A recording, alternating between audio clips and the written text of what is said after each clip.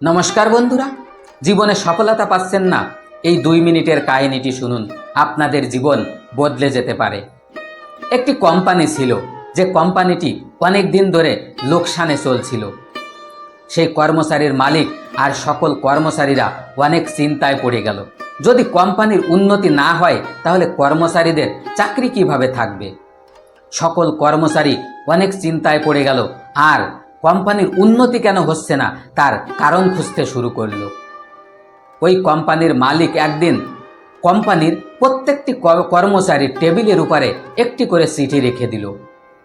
ওই কর্মচারীরা যখন তাদের নিজ নিজ চিঠিটি খুলল, তখন দেখতে পেল সেই চিঠিতে লেখা রয়েছে যে এতদিন ধরে আমাদের কোম্পানির উন্নতি হতো না, তার কারণ একজন মানুষ, আর সেই মানুষটির আজ মৃত্যু হয়েছে।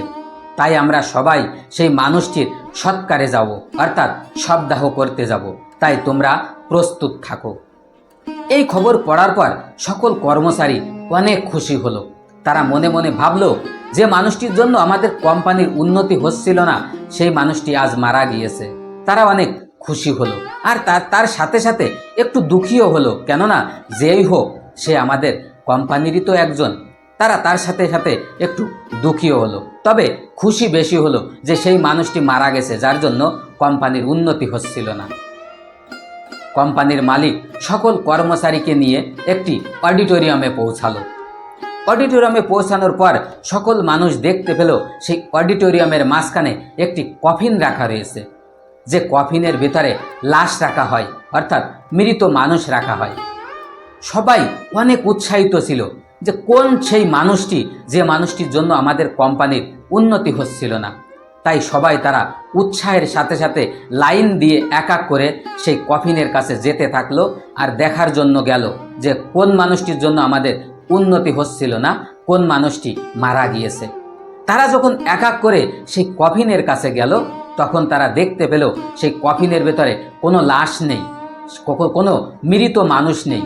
সেই কফিনের ভেতরে একটি আয়না রয়েছে। তারা যখন এক এক করে যাচ্ছিল, তখন সেই আয়নার ভিতরে যার যার মুখকেই দেখতে পাচ্ছিল, যার যার চিত্রকেই দেখতে পাচ্ছিল। তারা যখন সেখানে যাচ্ছিল, আয়নার ভিতরে নিজেকেই দেখতে পাচ্ছিল। আর দেখার পর তারা অনেক লজ্জা অনুভব করছিল। আর তারা তখন বুঝতে পারল যে কোম্পানির উন্নতি কেন হচ্ছে না, আর এর মাধ্যমে আমাদের কোম্পানির মালিক আমাদেরকে কি বোঝাতে চাইছে।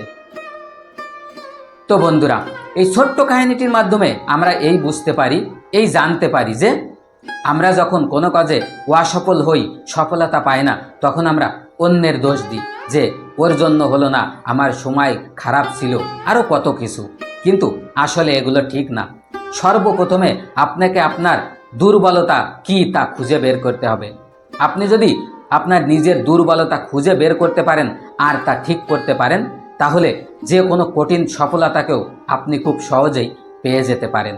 তাই সর্বপ্রথমে আপনার নিজের দুর্বলতাকে খুঁজে বের করুন আর তা ঠিক করুন, দেখবেন সফলতা অবশ্যই আসবে। আর আমার এই ছোট্ট কাহিনীটি যদি ভালো লাগে তাহলে অবশ্যই একটা লাইক আর একটা সাবস্ক্রাইব করে বেল আইকন প্রেস করে দেবেন, যেন আমি আপনাদের সাথে জুড়ে থাকতে পারি। আর আমার এই চ্যানেলে এমন ছোট ছোট অনেক কাহিনী দেখতে পাবেন। আর আমার কাহিনীর ভিতরে যদি কোনো ভুল দেখতে পান তাহলে অবশ্যই কমেন্টস করে জানাবেন।